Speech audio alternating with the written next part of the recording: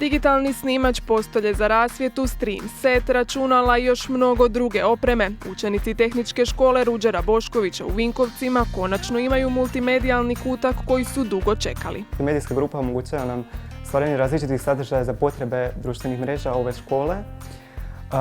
Uz to se super zabavljamo. U medijsku skupinu pridružila sam se zato što mi se sviđaju i koliko su aktivni na svakom školskom događaju. Iskreno voljela bi u budućnosti biti možda novinarka. Cilj projekta humanitarne udruge RTL pomaže djeci u suradnji s Hrvatskim Telekomom bio je opremiti prostor namijenjen za potrebe korištenja medija, društvenih mreža te stvaranje medijskog sadržaja. Ideja je spajanje teorije i prakse. Inače, ova škola ima 756 učenika u 36 odjeljenja, te je najveća škola u Vukovarsko-srijemskoj županiji. Pa RTL pomaže djeci, donirao nam je vrlo vrijednu, nama vrijednu opremu s kojom će djeca moći raditi, pokazati ono što znaju. Učenici ovdje stvaraju, montiraju i uređuju sadržaj koji educira postojeće učenike, ali i potiče zanimanje za školu kod potencijalnih budućih učenika.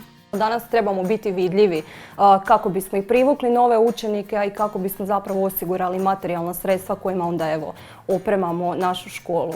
Biti u korak s vremenom, ali i medijski pismen, glavna je misao vodilja Hrvatskog Telekoma koji je višegodišnji partner humanitarne udruge RTL pomaže djeci.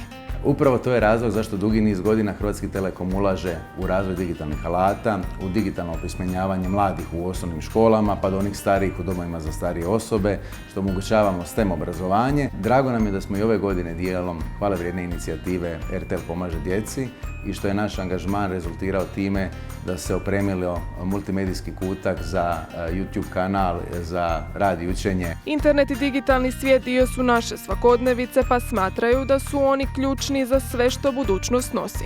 Mi u Hrvatskom Telekomu smo duboko uvjereni da je tehnologija preduvjet napretka i da ima uistinu transformativnu moć.